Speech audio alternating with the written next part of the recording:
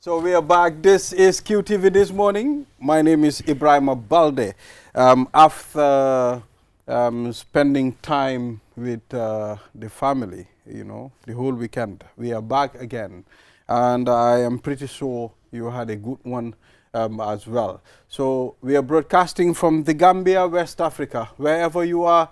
Thank you very much for always following this program. It's QTV This Morning.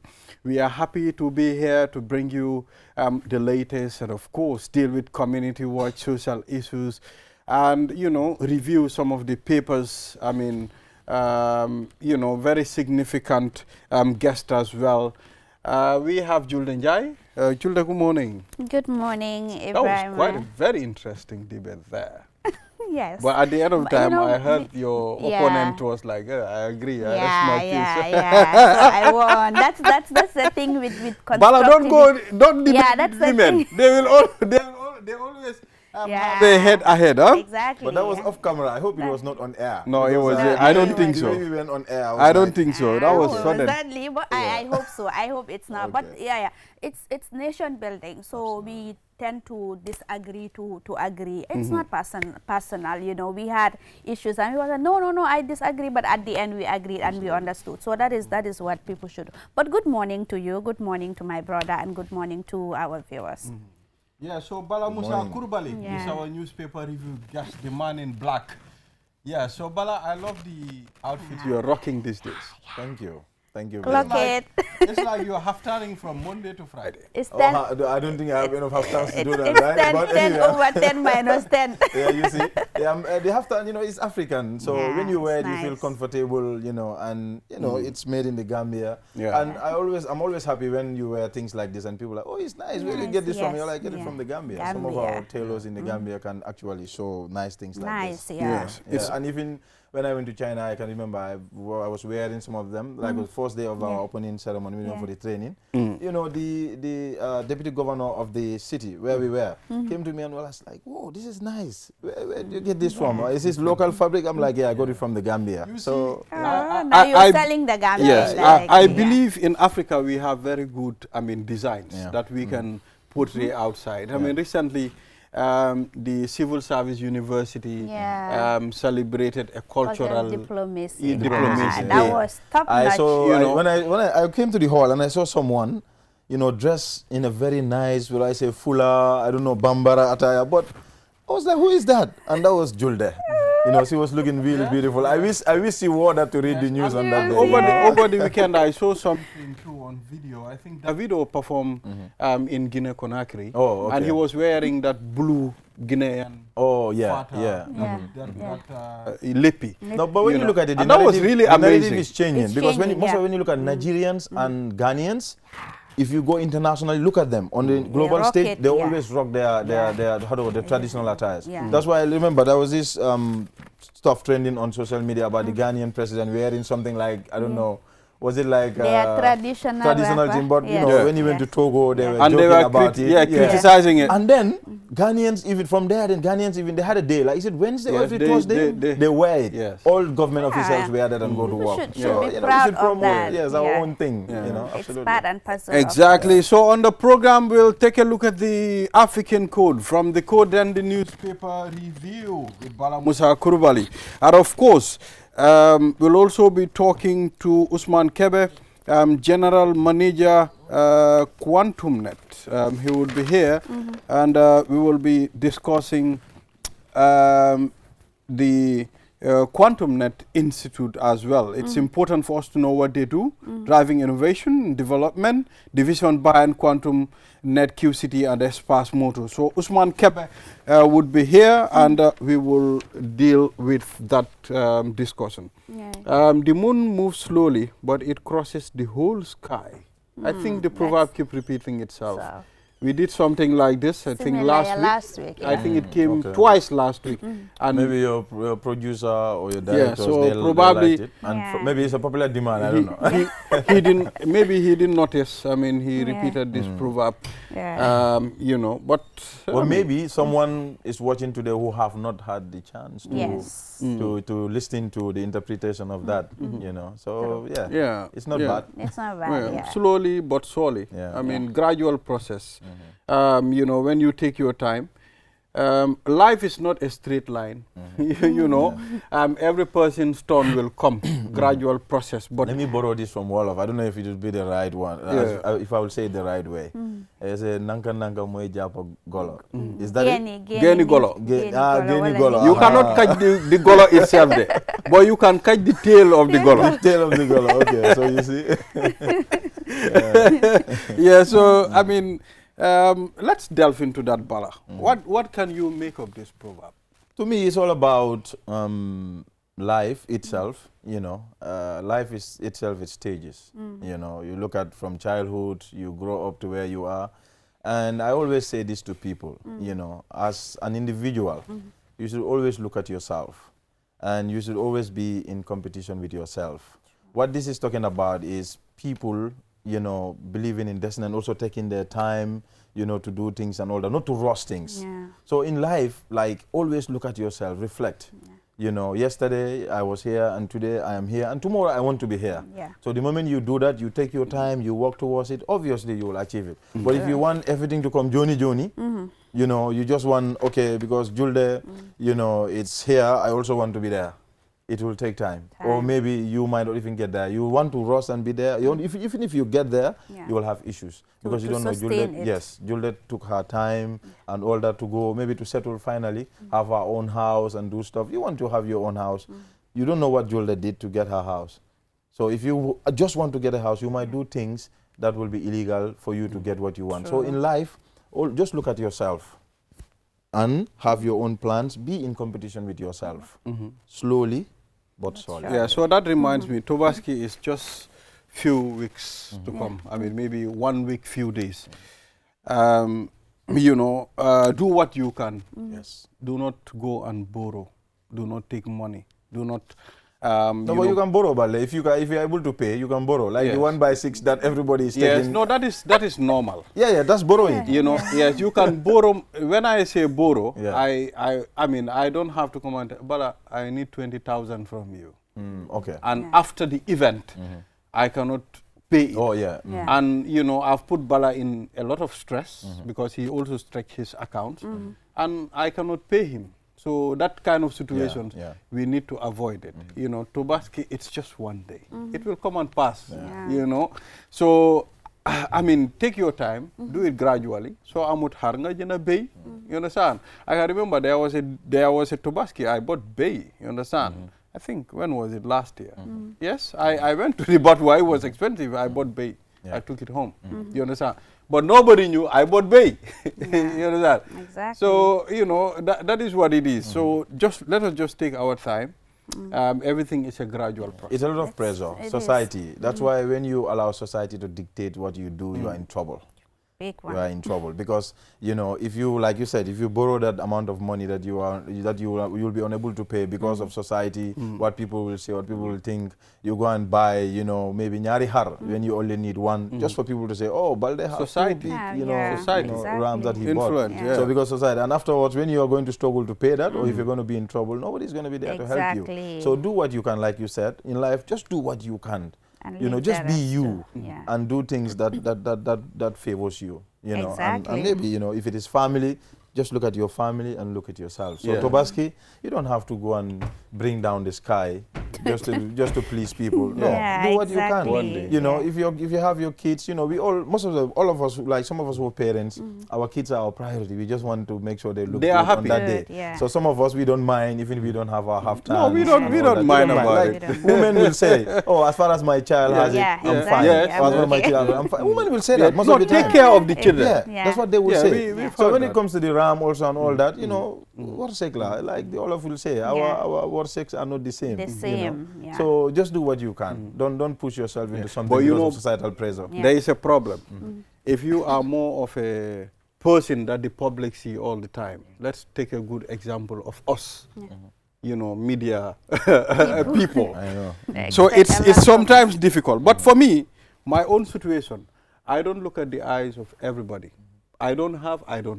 What I have, that's what I'm going to do. I don't put myself in situations that, okay, people would be like, okay, Balde mo defli. Balde, after all, Balde amudli. I don't have it. I cannot give it to myself. It's even beyond your control. You know, there are things that are within our control, but there are things that are beyond our control. Yes. And the issue of riches, having money and all of that, that is beyond your control. No matter how hardworking you are, there's no guarantee that you will have money. So, you know, do what you can, work hard every day, have positive vibes, do good, you know, have good intentions, and then that's it. Leave the rest to God. Absolutely. You know, whatever should happen, it will happen. Like the way we say it in Fula, you know, there is no, exactly. So no matter how you try, if God said, no, this is not for you, it's not for you. You cannot do anything about it. So it's just to be content, you know, have that self-fulfillment. And it's very important for people to know ourselves. I know it's very hard. Mr. Mbo, you always say, no, we cannot know ourselves, the jewels. Yeah, it's difficult, I know. But sometimes it's good to work within your means. You know, when you know that you don't have, you don't have. Be proud and content with what you have and then move forward. We have seen people here who are so rich, but again, they don't find the most important things in life, which is happiness, you know, and fulfillment. So it's not all about riches. So like he said, Julden Ara, you know, women, folk, we know how it works, but come on, don't pressurize your husbands. If they don't have, they don't have. Exactly. Yeah, so if you know you don't have enough tears, you have to start crying since last year. You know, Vale, a friend of mine once said this to me. He said, "Boy, I really don't understand me. You know, all my kids, when he's like when I know I'm about to have a child, I prepare my mind for naming ceremony." I said, "Okay." He said, "Yes." From the very day I know my wife is pregnant, you have to start I start buying every month. When at the end of the month, I'll take maybe 3,000 from my salary or 2,000. Put it. I'll buy a bag of rice. Next month, I'll buy onions. By the time it's 9 months, I have everything I want. So like you said, if you know you don't have enough tears, start crying. You have to start crying. I mean, so I think the world have got to a stage where now we have to be financially disciplined. Absolutely. You understand? For me, I have now stopped spending lavishly. Unnecessary, yes. Unnecessarily spending. Exorbitant spending. And driving just for the sake of driving. Even my naming ceremony. Now I do the Pulofuta naming ceremony. It's just Latire. We come and do our thing. Before the end of the day, everybody go home. That's what I do now. No music, no nothing. Very soon we'll start doing virtual naming ceremony. Wherever you are in your office, you sit and connect to my naming ceremony. Don't come, please. Yeah, so I mean, viewers, we'll take a short break. And after the break, then we'll take a look at the newspapers. We'll be back.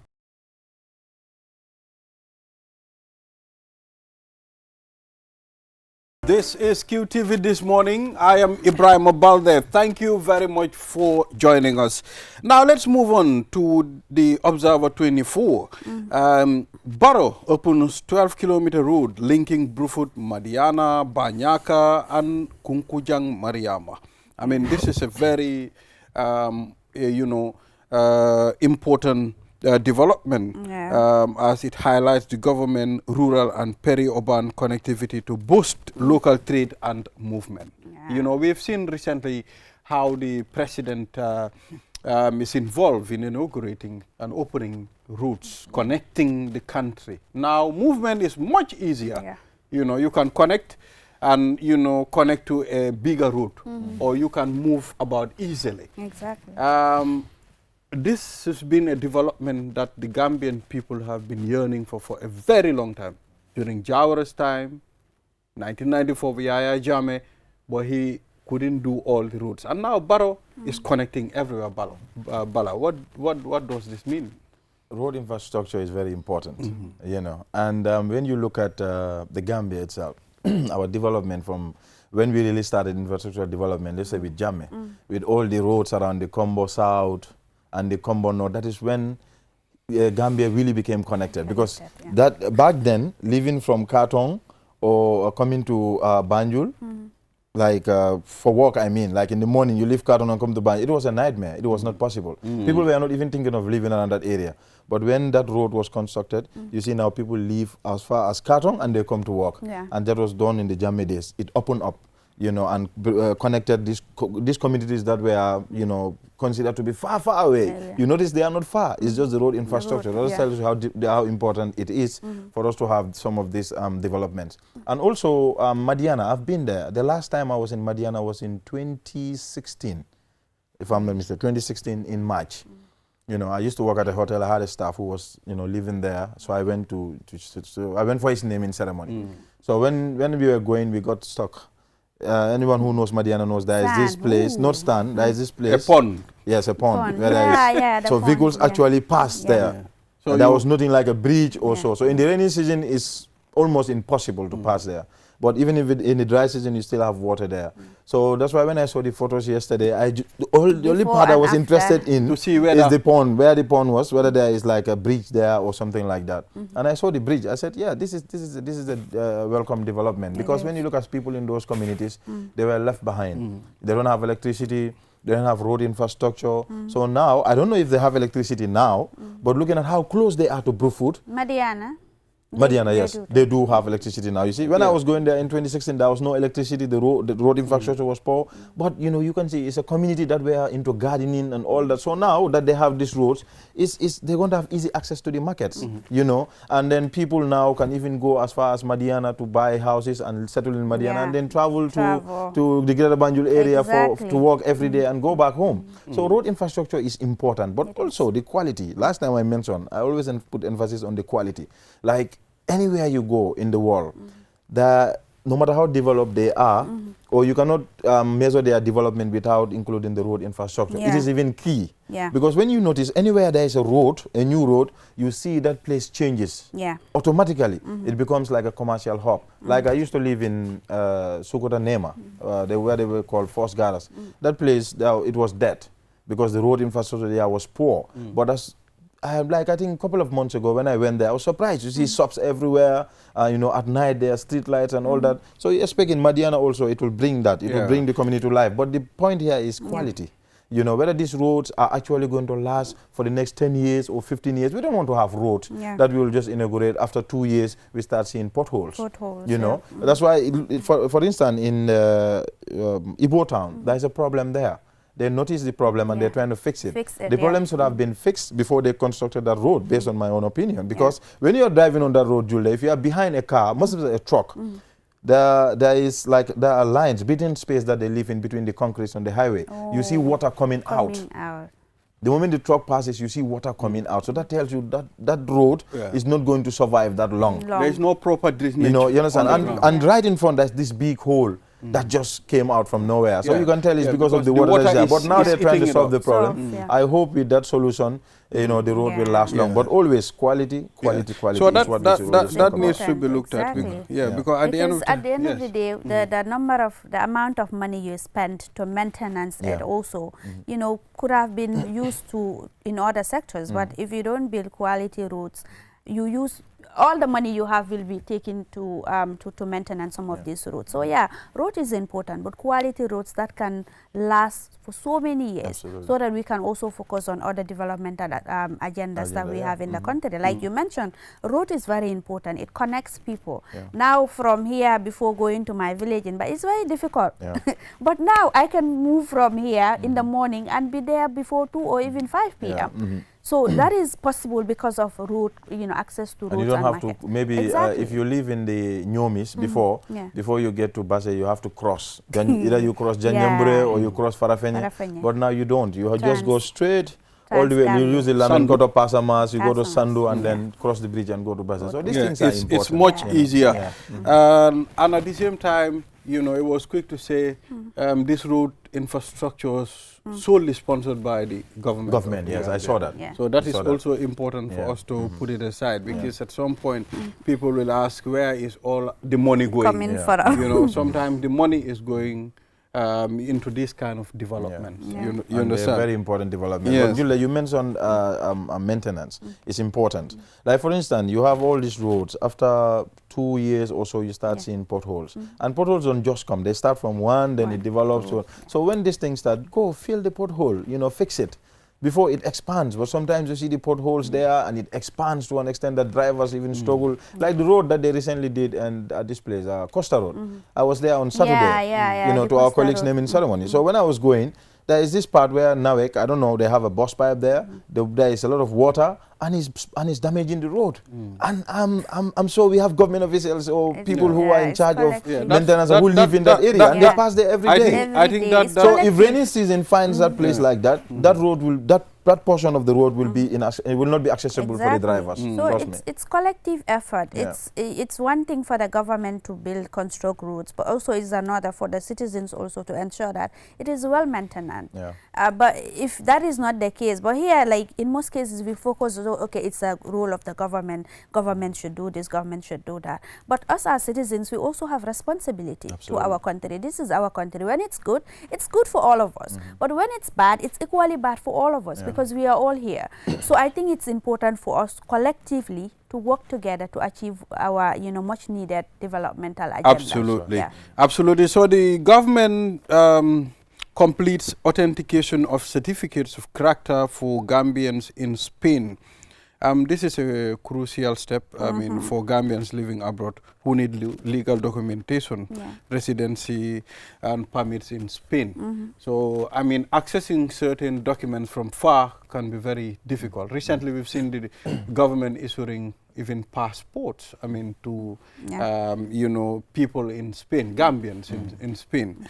So this is a right step, I mean, the right direction by the government. We can see a lot of paper regularities are coming into tact as the government is really intervening into those things. Papers cannot be overemphasized, Bala.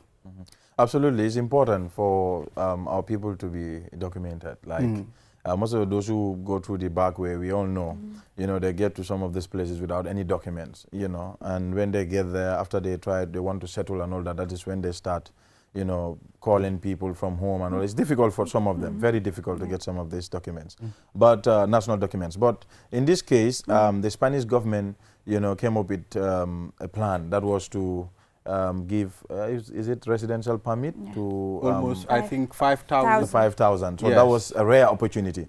And I think the Gambia government saw that the Gambians there cannot be left behind. That's why they came up with this. Even though I know there was a lot of, you know, hustle, push and pull there because, you know, the process wasn't as smooth as they anticipated. But, you know, coming up with this, I think, is a step towards the right direction, making sure they all get the documents that they need to get the permanent residential permit in Spain, so they can live freely, work freely, and be able to come back home to see their families. Because I know a lot of people who are in Spain and other parts of Europe who cannot come back home because they don't have, you know, documents there. The moment they leave, that is, going back there will be almost impossible for them. So with this documentation, and if they are lucky to have this residence permit, permanent resident permit, they can be able to come back home and also work freely in Spain. It's important. And now the those in the diaspora are contributing more than even, you know, to our GDP than all these other sectors that we have seen. Now it has even taken over tourism, agriculture and all of that. So they're really doing so well. So ensuring that they have all the necessary documentation to be able to work and have a dignified life. That is something that should be a priority for the government. And I'm happy that the government is actually so I think here now we should find a way to digitalize it, to make sure it is faster, I mean, when acquiring it. I know it's the first time and process can be a little bit slow. You know, from what I've seen, because, you know, there was a time they gathered at the embassy, at the Gambian embassy in Spain. It was really chaotic, you know, but it's a learning process, you know, gradual process. We will be there. So we have another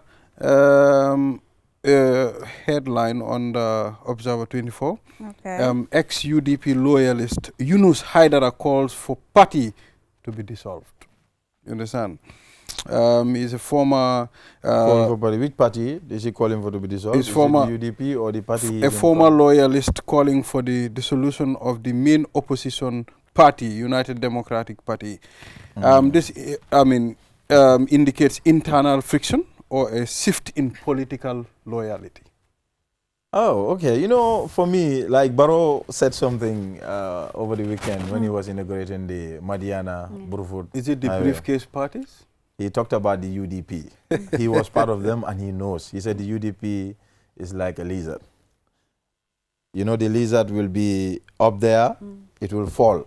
And when it falls, that is when it will even have more strength to go up there. Is it the Agama lizard? Agama lizard, thank you. So he said that. So for me, you know, all this division that is happening within the party, you know, and all that, trust me, I argued with people on this on several occasions. This hasn't shaken UDP.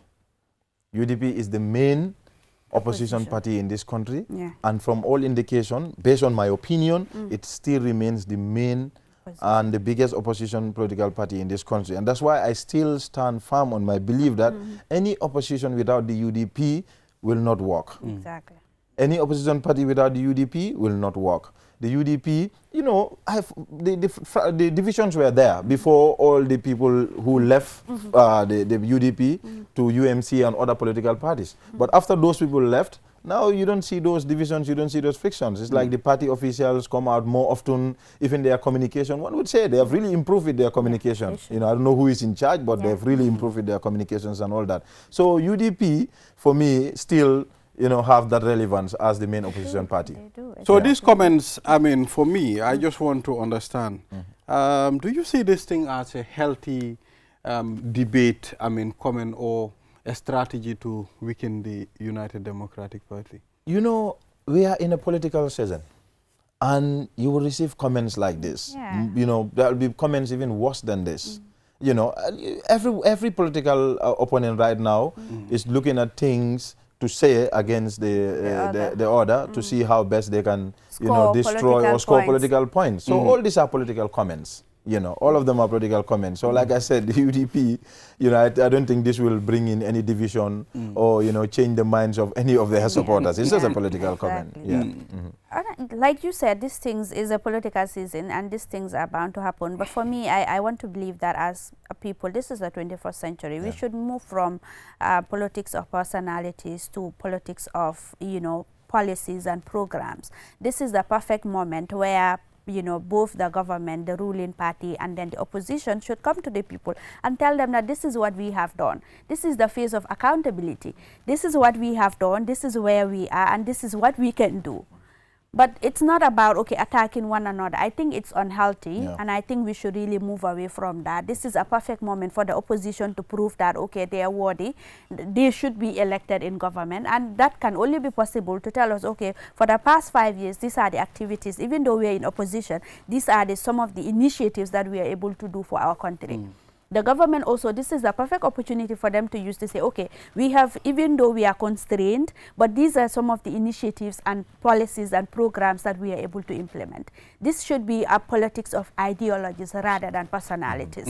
Honestly, I think we should really move away from there. I know these things happen. Unfortunately, that is distractions here and there. You know, this thing is that, this one is that, this one is, these things happen, but we should. So we still have another significant headline. Barrow vows justice accountability as he swears in. Which special one is that? Prosecutor on the Observer 24. It's like today we are moving to the Standard. Yeah, so let's move to the Standard. Yeah, so let's move to the Standard. Okay, we have the Standard newspaper as well. So take us through the headline, Julie. So the Standard newspaper, the main headline there is saying NPP alliance concern over Njai's comment, says Barrow's decisions not influenced by anyone.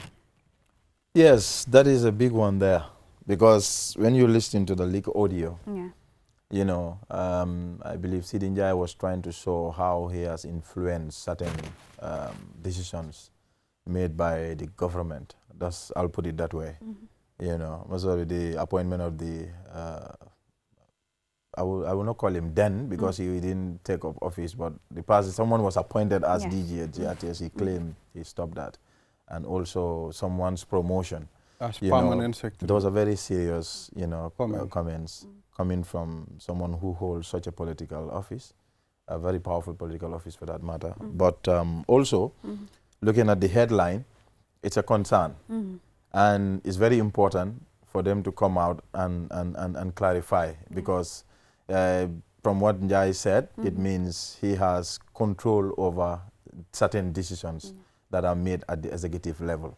And we believe we are in a democratic state where we have separation of powers. We have the executive, we have the legislature, we have the executive, the judiciary and the executive. But Njai happens to be the deputy speaker who is at the legislature, so we don't expect the legislator to control certain decisions of the executive, because, you know, like I said, there are separations of powers. Yeah. But the audio, one will not say it's not authentic. It is unfortunate, you know, that something like that happened.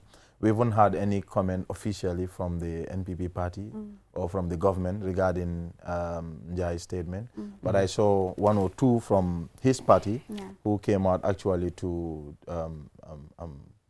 distance themselves from the comments that he made. And also we've had the president saying we can have our disagreements among ourselves as in our party, but let's do it in-house. Yeah, which many people I saw many people also attributing it to this because of the timing, even if that is not the case, but because of the timing. But this just ought to show us, you know, people in power, you know, we should be careful of what we say, and we should always be wary of our actions, you know.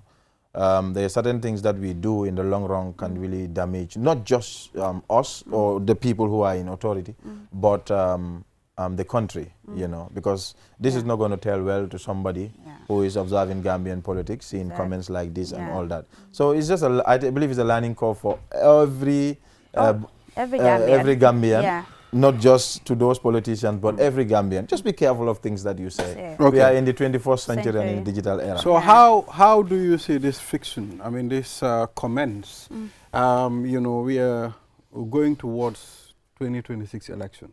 How do you think this is going to affect the NPP? No, we have seen these comments in 2021. We've seen a lot of things like this. You know, most of these things happen in Balde, in our politics today.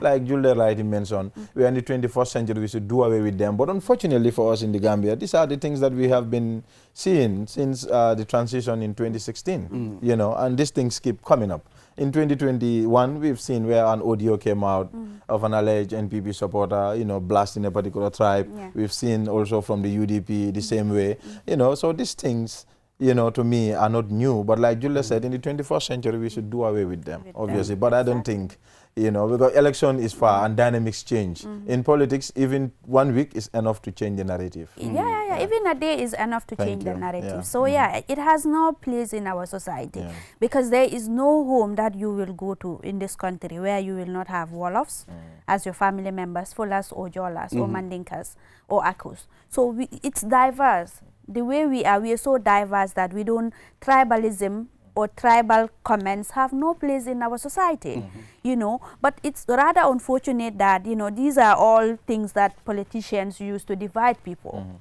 We know during Jammeh time that this was some of the things that was used to divide people. We don't expect it to happen in this era. When things are wrong, when something is wrong. Whether you are my family member, whether you are my brother, whether you are my child, when it's wrong, it's wrong. We should all condemn it collectively as a people, as Gambians. So, but once it is something that is right, we should also ensure that we comment it. So this is a time when we should all come together as Gambians rather than partisan people.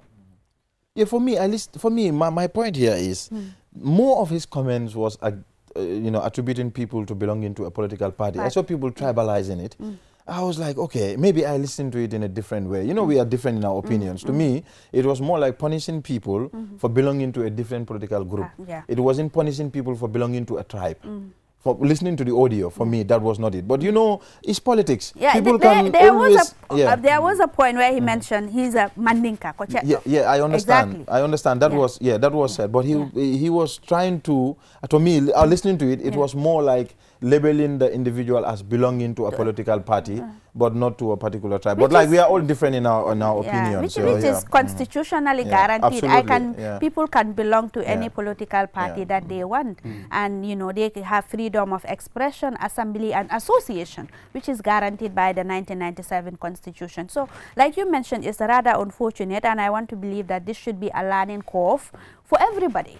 To be careful of the things that they said. So I mean, when he made the comments, I mean, for me, what I was like, okay, does this mean there is a big divide between the presidency and the main party chieftains? I mean, do they have influence over certain decisions that the president should do? Because at some point, NPP coming and also addressing it, which is right to do. They have the right to, But I haven't seen anywhere that they came to address it officially. No, the headline said they are concerned. No, this is, you know, it's different. This is the alliance. Yes. You know, NPP is NPP-led alliance. Alliance, so the alliance, the led alliance are the ones trying to... So they are concerned. They are concerns over the comments, but said they're clarifying that Njais, Deputy Speaker Sidi Njais, does not have any influence over the president's decisions. So it's more of they're trying to debunk what he said. It's more of a damage control. When we say they're just trying to debunk what he said, in terms of, like I said, influence as to the decisions that the presidents make. That's what the headline is trying to say. He did that independently, as an individual. Yeah. You understand? It has nothing to do with the so we understand the president should be the sole decider as far as other state matters are concerned. You understand? So thank you very much, Bala Musa, for reviewing the papers with us. We will allow you to go and take your tea now. It's always good to be here with all of you. Yes. Also with my sister. I know the debate off camera was healthy. Yes. So we'll take a short break. After the break, we'll talk to Usman Kebe, General Manager, QuantumNet.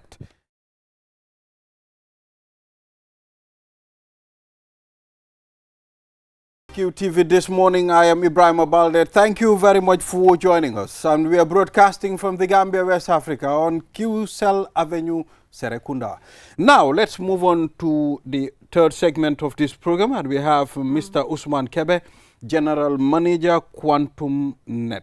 And of course, we'll be talking about innovation, the vision behind QuantumNet, QCity and Espas Motors. Good morning, Mr. Kebe. It's good to have you here. Good morning, Balde. I'm glad to be here today. Yes, I mean, he is one of my bosses, and you know, sharing this platform is going to be a great one. Yeah, so I mean, it's good to have you here. I mean, to talk about this important topic. That's the vision behind QuantumNet, QCity and Espas Motors. Briefly introduce what QuantumNet does and its core mission. Thank you, Balde, and thank you, Madam Jai, for the invite. My name is Usman Kebe. I'm the General Manager of QuantumNet Limited. And I think when we say QuantumNet today in this country or beyond these lines or borders, everybody knows what it stands for. The first thing you see under the QuantumNet logo or under the sign, it says QuantumNet Setting Standards, which have evolved from the initial QuantumNet back in 1998 when it was registered and incorporated as the first internet service provider in the Gambia, leading that role to bring internet to this country in partnership as a government partner back in the days in 1998. Over time, QuantumNet has evolved in the different and diversified in the different areas. And today, I think anywhere you drive around, you will see something that relates to QuantumNet. So, and it is where the letter Q pretty much originated from in all the companies that followed suit. So we are proud as part of the Q group, but moreover as the parent or the father of the whole Q group of businesses. When the internet service started back in the dial-up days and the cyber cafes and the telecenters, QuantumNet was there. And over time, it has diversified and it has evolved and revolutionized the whole industry, basically, taking the lead role. And I think that's where also we innovate, others follow. Came from, because of, if you look at the history, we have drastically innovated and we have drastically put all efforts to make sure that we set standards in this country in all what we do. Over time, from 1998 all the way to 2000, for example, 7, before the ESPAs and others, you had also the Institute of Technology, where the training of IT courses were provided back in the days. And to many, today when I walk into institutions like the immigration department or the local government authorities and stuff, I do come across a lot of our students who went through there or had those training in helping them make sure they do their jobs more diligently and otherwise. And that gives us pride in what we do, to see at least our end product or our end results in the human development capacity. Over time, we also started with the computers. We did distribute computers, IT, in the area of IT equipments, being the Dell, being HP, being Lenovo, IBM, you know, and the list goes on. We became the premium partner for Dell in this country, and anybody can attest to that. That every time you log online and go on the World Wide Web to look for partners for this, usually it directs you to QuantumNet, and we've done it over the years, and we've proven to the level where we are today. Then back in the days when Nokia was part of the distribution of handheld phones, and Samsung today being one of the leading in the world, we have been the distributor for almost over 16 years now. So it's gradually moving, and to the point now that we are not only stopping at that, but also coming up with brands related to the Q Group, which is the QCell mobile phones, and that has started over years back, and it's continued to evolve and continue to improve. So over time, this is where QuantumNet came in, and we looked at every aspect of the nature of the businesses or the country, what the customers need. When we talk about Samsung, for example, being the lead brand in the world in terms of electronic, in terms of home appliances, being refrigerators, air conditioners, televisions, microwaves, washing machines, you name the list. Everybody who moves into any modern home today want these in your household. And we are very proud to be associated with them, and we stand behind what we deliver and what we do or what we supply. If a brand that we cannot support, we don't do it. This has been our philosophy, because we want to stand behind every single item that we supply to our customers. When I say stand behind, meaning to make sure that we provide that after-sale service for them, or do the necessary intervention when the need arises. And we have a very strong team of young, talented Gambians who does wonderfully well in terms of installation, in terms of repairs, and in terms of maintenance of all of these. Then came also 2006, 2007, when we decided to venture into the motor vehicle division, and that's where Espas Motors came to play. Espas Motors today, when we started initially, back in the early days, it was mainly focused on Chinese brand. But today, we do proudly represent Ford, which is an American model brand, Mercedes-Benz, a German. We did also Kia, which is coming from Korea. We do with Peugeot, which is a French brand. We also do with the Steel, Chery, and Great Wall, which are Chinese brand, and Futon being one of the strongest or one of the main companies that provide heavy-duty equipment or commercial vehicles, being buses, being trucks, and construction equipments and stuff like that in China. So today, we represent a vast array of motor vehicles as a distributor and a brand recognized by many in the world in this country. Not only that, because of, as I said earlier, when we have to do a brand, that means we have to support it, be able to stand behind it. And that's what brought up the after-sales service garage. Today, we boast practically the biggest garage in country. And anybody who has visited the Espas Motors facility in Kotu or so, you will be able to see that what we are doing is above and beyond. And we have the expertise, we have the machinery, we have the equipment required to make sure. Because remember, all these motor vehicles today are no longer the manual, ordinary vehicles you used to do before. Yes. These are all electronic vehicles and require electronic expertise in making sure that the software, the things and other things. That's why it's important that people who invest or government that invest in most motor vehicles need to look at the distributors who associate with these brands. Because if you don't, what you're doing is when there are certain issues in terms of factory recalls, for example, sometimes there's a recall in certain parts or certain things that the manufacturer felt there's a defect that they have to recall or call those clients to bring these motor vehicles back into those distributors or the garage supported to be able to rectify or change or do certain things. And when this happens and you are not a distributor, you are not representing that brand, then how can you have that recall notification? You will not. And this is what is hampering a lot of the government institutions buying some of these vehicles which are not going through the proper channels. So every market segment in the world, basically, there is what they call a channel or a line or a channel distribution which is responsible for that segment of a market. You have a product which is of the same exact almost type distributed in Europe or Americas, but it is not the same actually configuration for African market. Everything is designed for its particular need and its particular region, and that's why you have the channel distribution for every single product, being Samsung, being today, if I have a phone, it comes from Europe, for example. That mobile phone, when I put it into the GSPN system of Samsung, it can tell me that this particular model is shipped for this particular region. It is not actually for the Gambia market or the Africa region or so. And so when something happens, then they can deviate and say, no, that particular model is meant for this, and that is the reason why it is supplied to that particular region. And these are some of the things that you can only have if you are a distributor for a particular brand.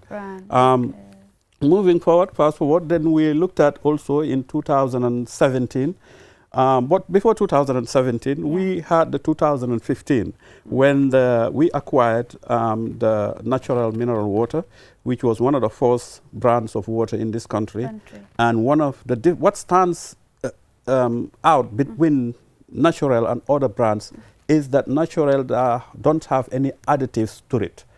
It's using a technology called ozonization. Ozonized water. And ozonization meaning there is a particular equipment that's maybe inject every time it is filling and stuff, what is required to kill any almost 99.9% of the bacteria in that water. And that's why it is recommended to be used for even infants by the World Health Organization and other institutions. Then it was the only ozonized water. Exactly. In the Gambia. Yes. So, and that makes it stands out. And to many, it's their preferred water up to today. Of course. Yes. In 2017, is when we ventured into the complex, the Q City, where every child lives with a smile. That's basically their slogan, to make sure that we create the environment for a family oriented to make sure that they have a place safe and secure for their kids and their family to have a leisure time together. When we say Q City doesn't cater only for one thing. Q City cater for a diverse array of this, of services. It started at a point when we looked at things as a growing young Gambian company that we want to gather together, have what they call the family fun day or certain activities for the Q group of companies, but we cannot find almost any location that can accommodate us properly. Because as you see, you have witnessed over years and years together that when we have these family fun days, the amount of the kids, how they feel so relaxed and so playing with each other and doing so many activities, usually we cannot find any particular location which can accommodate us. And that's what brought up the idea of setting up the Q City complex. Then when it started, the construction did, in the same time, the football pitch was created because we felt that if we want to really take this country to a different level, we must provide the tools. And there's nothing more important than having that grassroots to make sure that they are well prepared for the next level of football or competition and other things. So when you come to QCT, you see that they have a huge football pitch at the size of Manchester United. Sorry for the Man City fans.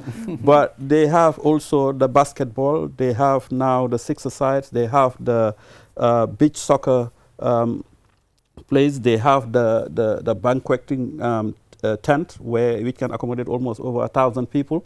You have the conference hall, which is upstairs, which can do your conference meetings, you can do weddings, it can do different things based on your needs.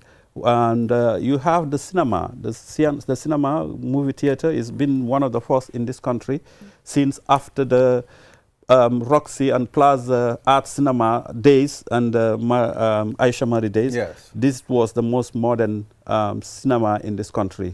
Then you have the gym. The gym is a world-class gym, well equipped, well provided, and you can go also anytime up to 10 o'clock at night.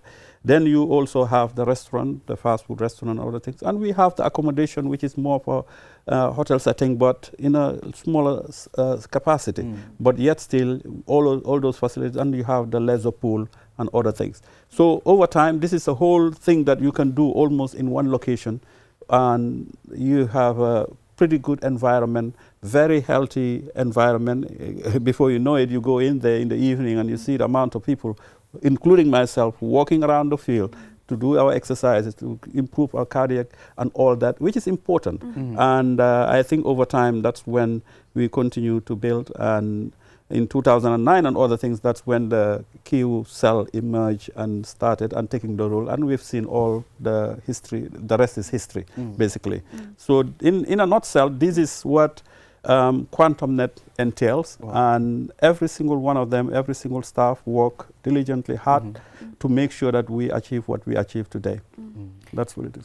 So QuantumNet, moving from a cyber cafe now to this modernized institution in the Gambia's technological industry, you also contributed in Gambia's education sector by equipping the university and the schools across the country. How do you think that this transformation or development will transform the Gambia's educational sector moving forward? I think years back, one of the first initiative or partnership we had with the Ministry of Basic and Secondary Education was what they called the e-learning project. The e-learning was a project designed, I think it was under the World Bank also, where every region will create sort of a hub where they can do an online or e-learning programs and be able to do the lectures and other things. Then a few years ago also we did another project which was more with the laboratory equipments, because they felt that majority of students leaving high school today basically almost just read about some of the things they come across in chemistry classes or physics or biology or woodwork and metalwork. Even though woodwork and metalwork back in the days in the technical secondary schools used to have their practical exercises and other things, but it has lacking the equipment almost don't give them the hands-on they need. And today this is something which every school, rather than concentrating more on theory, to do also a lot on practical, because of the hands-on is important. And we've seen it over the years that a lot of students, you bring them in, they may say, okay, I completed in this tertiary institution, but even to hold a screwdriver and do certain simple things, it becomes a challenge for them. So over time, this is where government looked at and say, hey, we have to really boost our level in terms of these high school leavers to understand and have a hands-on and understand what is the tools required or have the tools required to make sure they really succeed and prepare themselves for university or for entrepreneur or other things. And in many countries today, when you go through or finish high school or do certain tertiary institution training, at the end of the day, you have your tool set and ready to hit the market. with the knowledge you have, the knowledge you've built over the period, with the simple basic tools, and you can do so many different things, being satellite installation, being solar installation, being any of those things that you can easily go out there and get it done. Then also we looked at the University of the Gambia Faraba project, which is in different phases. The initial phase was more, of the IT and home appliance and other things for the School of Public Administration and other areas, project making sure that those labs, the classrooms are fitted with overhead projectors. You know, you have your screens, you have all these kind of things. But they went to the next level on the second phase, which is more of the School of Agriculture and the Faculty of Law. And the School of Agriculture, the beauty of it is that they have fitted these labs with the most modern equipment in terms of laboratory. And when we're talking about laboratory, we're talking about high-level laboratory equipment in testing of soil, water sampling, food testing, in terms of analysis of water analysis and other things.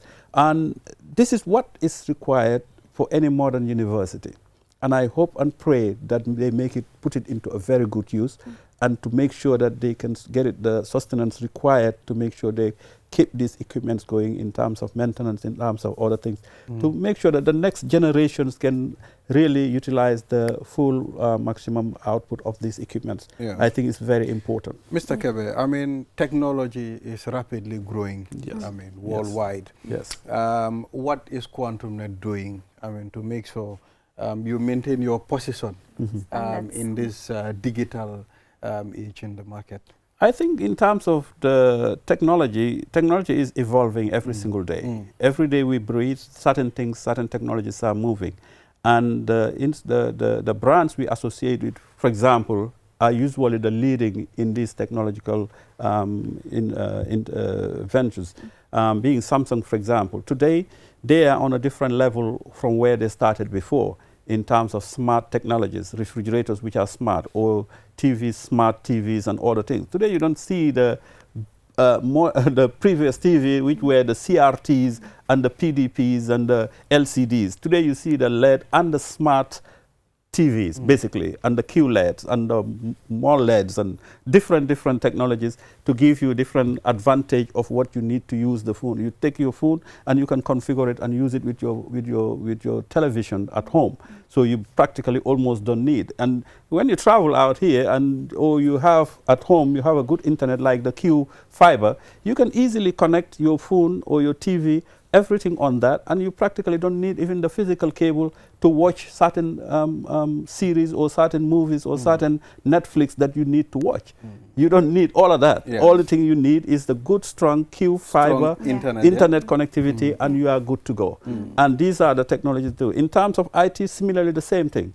We are now in the 13th and 14th generation of technology and IT equipments. Now we're looking at we're always looking at how to diversify, how to venture in other areas based on the needs of our surrounding. And this is what makes the QuantumNet great. Yes. With all this success, it doesn't mean there was no challenges. You understand? So what were the challenges and how did you manage to overcome them? Challenges been there always. In every market sector, there will be challenges. There will be human resource challenges. There will be financial challenges. There will be all of that together. As a whole, you will run into challenge. But there is no life without a challenge. A life must be meaningful if it do have challenge. Absolutely. And that's what I believe. And we've known that. And actually, based on our leadership of our CEO, we cannot say that there must not be any challenge to do. We come in and we always ready to tackle those challenges the best possible way possible with this QuantumNet. So over time, and we became a recognized partner to many international organizations. When I talk about recognized partner, there's nothing more worthy when you have a partner out there who doesn't know, or who's never set foot on you in your country, but yet still have the belief in you that, hey, this person is a genuine partner. Let me open up a channel that he can even place an order without giving me a dime. That you build over time.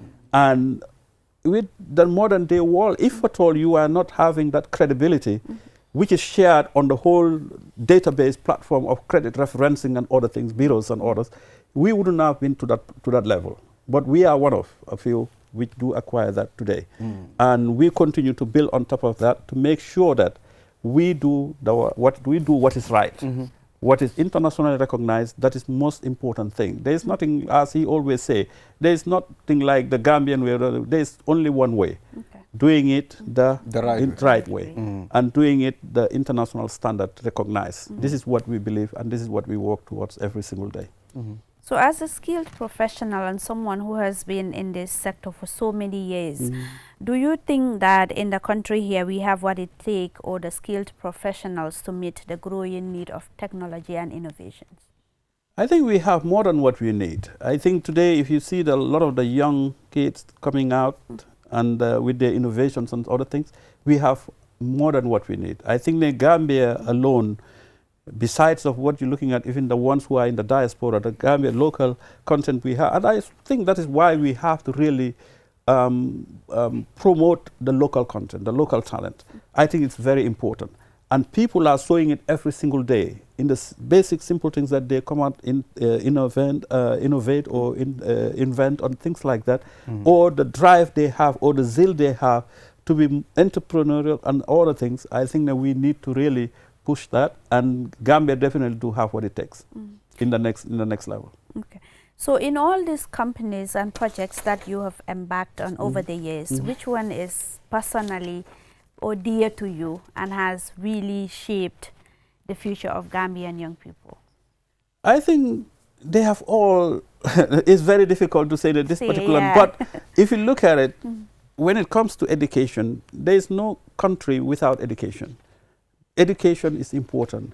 When you come at some of the projects, for example, the Espas Motors embarked on in terms of the Mbalit projects today, that almost every region is trying to emulate, from KMC to Birkama to Kerawan and others. It is an environmental responsibility for all citizens. What is the Mbalit project about, for those that don't know? The Mbalit project is if you look at drive around, when some of the people who've been living, for example, within the KMC years back, the Mbalit or the waste which was discarded in all across KMC was huge.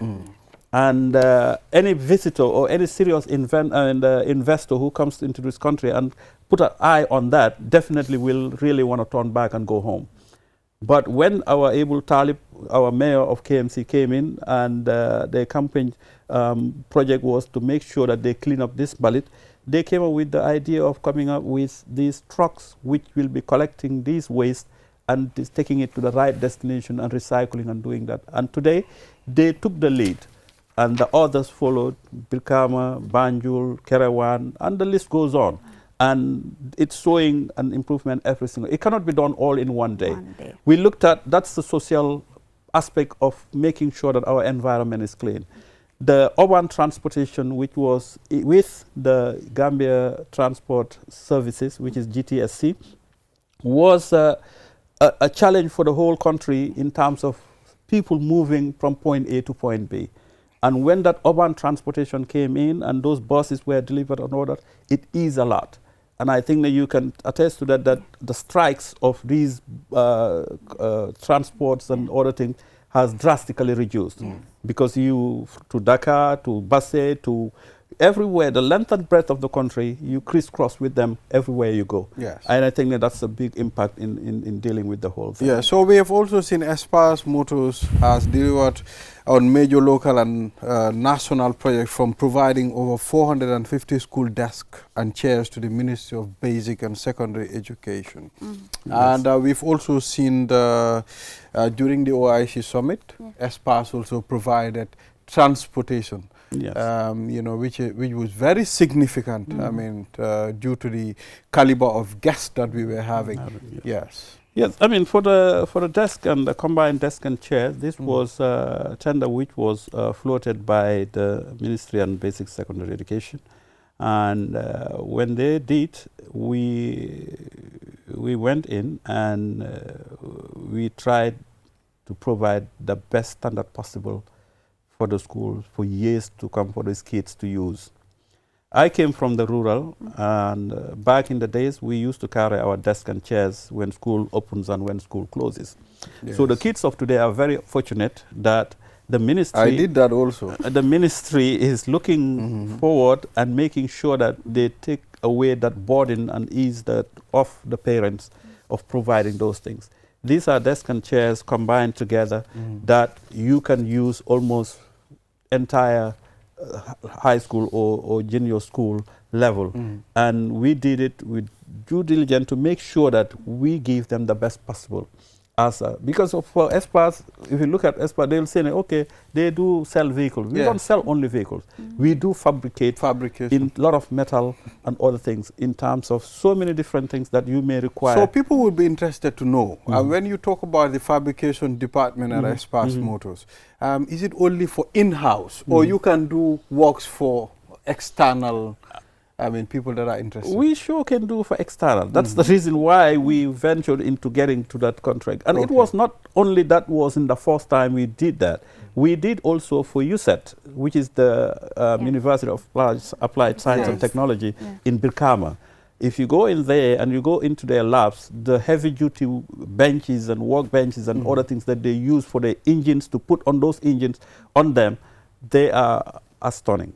You will look at it and say, really, is this fabricated here or it is imported? I've been there. So I think this is what we want. As I said earlier, we try to set standards. We are not doing only for here. We want to do it so that anybody who walks in will know that really what these people are is up to standard.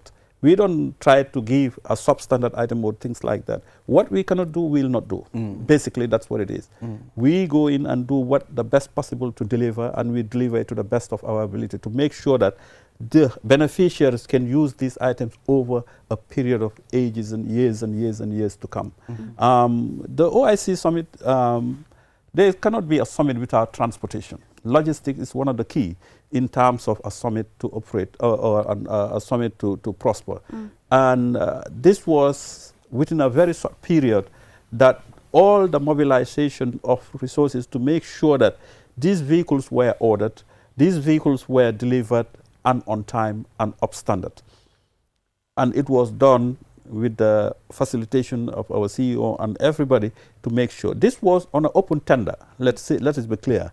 It was an open tender, but it was a very clear and saying it must be pre-financed by whoever is going to do it. It wasn't like money is here, go and buy for me. No, you have to make your own resources, order it, bring it, deliver it, then you get your money payment. So this is what, and over a period that you have to be paid also. So, but as a responsible citizen and a company, we went in and did and delivered and on time. And I think everybody can attest to that. Yes. Absolutely. So now, moving forward, what should Gambians expect from Quantum Net, from QCity, from Espas Motors, from Naturel, in terms of innovation, quality? I think the best is yet to come. We're going to continue working and doing the best we can, and we're looking at other, as I said, we diversify. And we continue to diversify over the years. And we'll continue to do that, but let them not expect anything less. We're going to continue to push to give them the best possible in this country, and let them be rest assured. We are a Gambian company. We are here to stay. We're not going anywhere.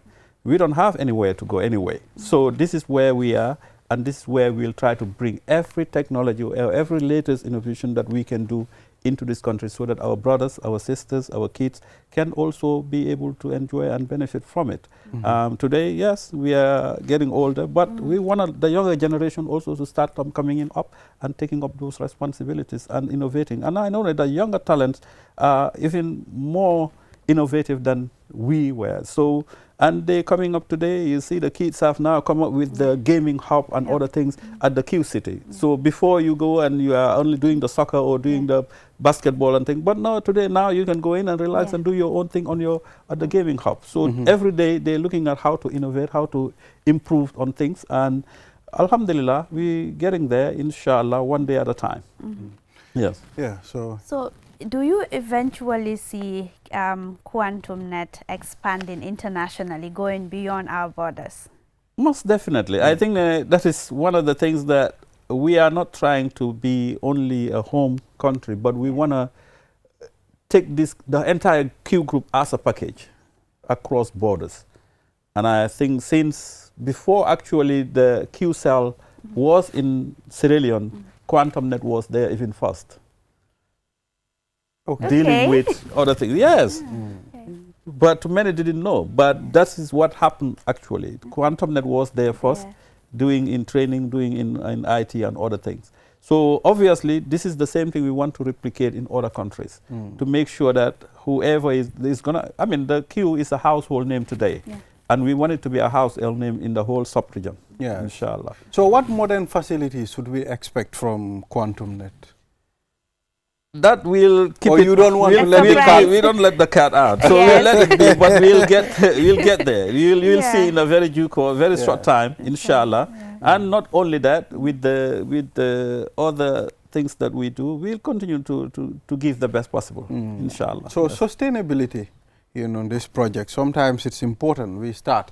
But I think for the Q group, sustainability is not a problem. Yeah, so what advice? if you know the Q group. If you know the Q group, you definitely know that it's not an option to say, should we? No, we want to make sure that it is sustainable, and we will do everything possible to sustain all the different sectors we have ventured in this country today. Yes. So, okay, I'm curious to know, Espace.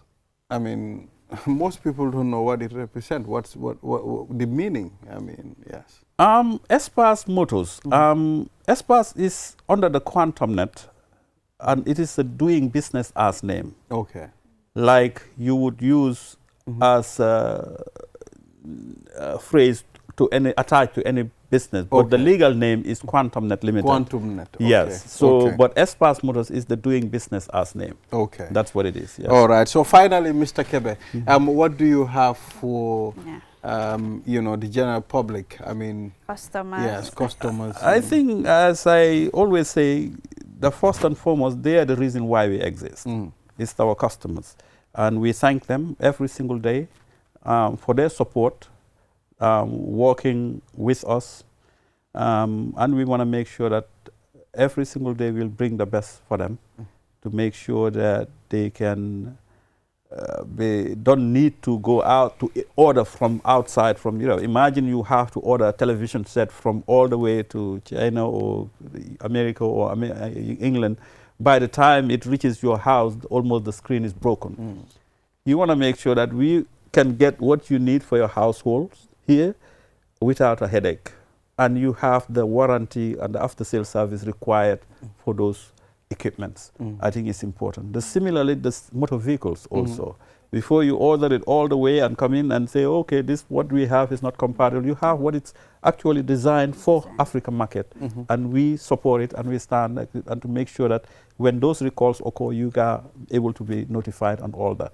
I think that these are some of the important things. But to be rest assured, customers, we value them because they do pass a lot of shops and a lot of showrooms and come all the way to us or contact us for certain businesses. So we cherish that and we appreciate that, and we cannot thank them enough. I think the customers are the most valuable in our company. Thank you. Thank you very much, Mr. Kebe, for talking to us on QTV this morning. And, keep doing business with QuantumNet.